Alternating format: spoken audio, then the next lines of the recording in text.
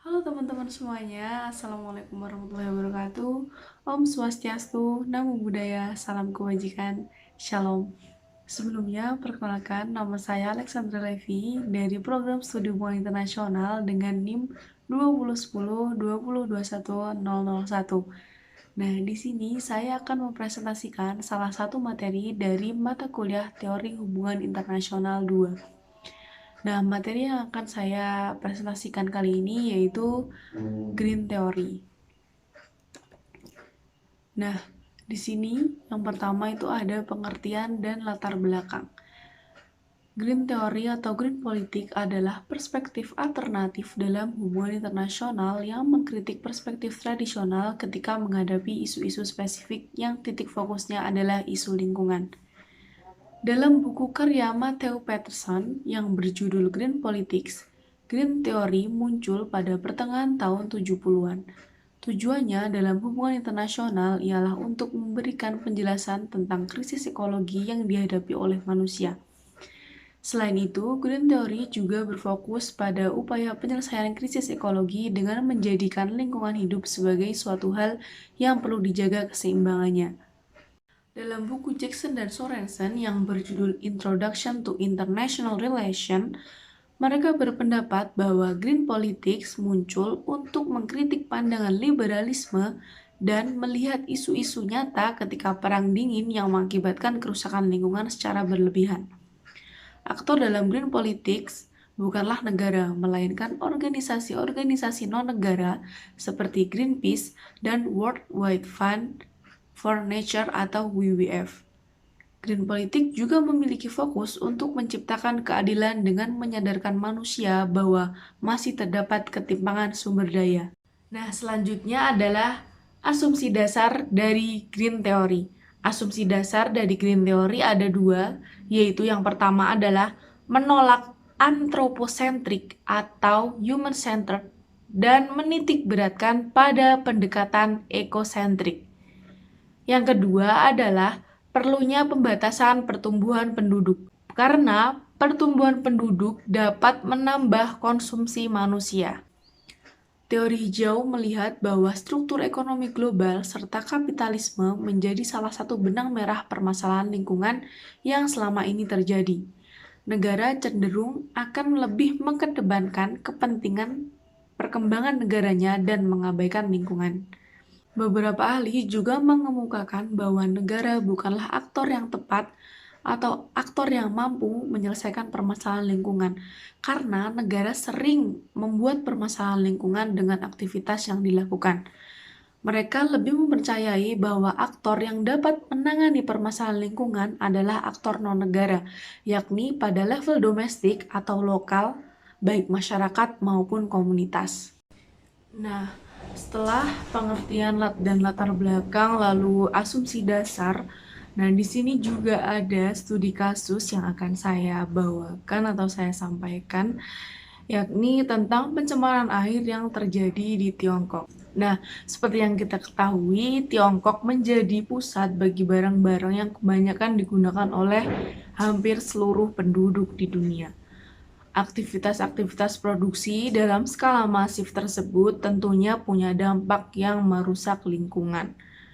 Salah satu indikatornya ialah pencemaran air sungai yang begitu parah. Tiongkok dikenal sebagai negeri dengan jumlah sungai yang tidak terhitung. Tiongkok yang hingga kini masih berada pada peringkat pertama sebagai pelaku pencemaran air terbesar di dunia. Dan masih tetap sama alasannya, yakni karena limbah industri. Limbah industri yang dihasilkan dari kegiatan pabrik-pabrik di Tiongkok secara jelas telah mendukung kerusakan lingkungan.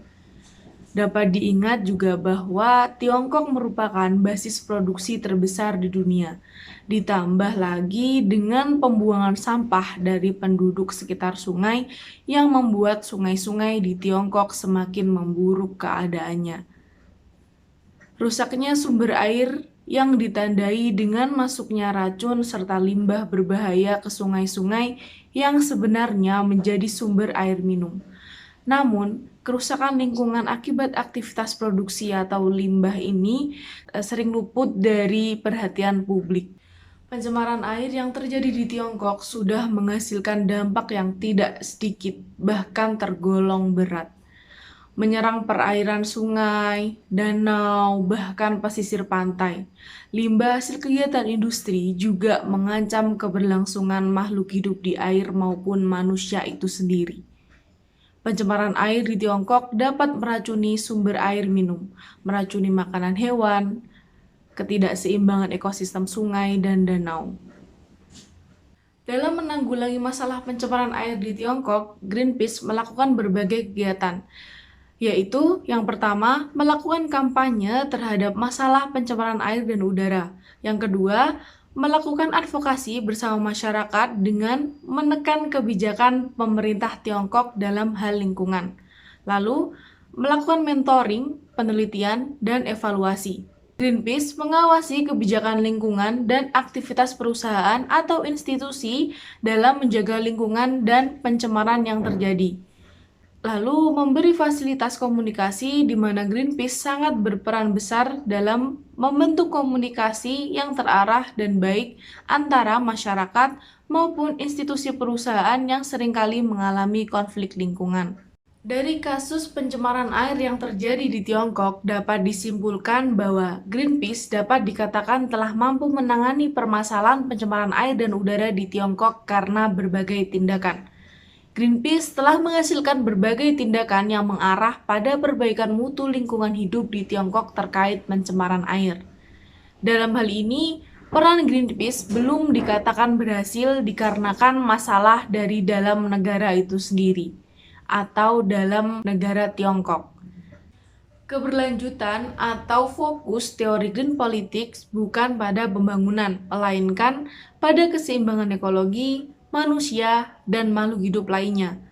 Teori ini yakin bahwa menjaga keseimbangan ekologi dapat lebih mudah melindungi makhluk hidup yang ada di dunia.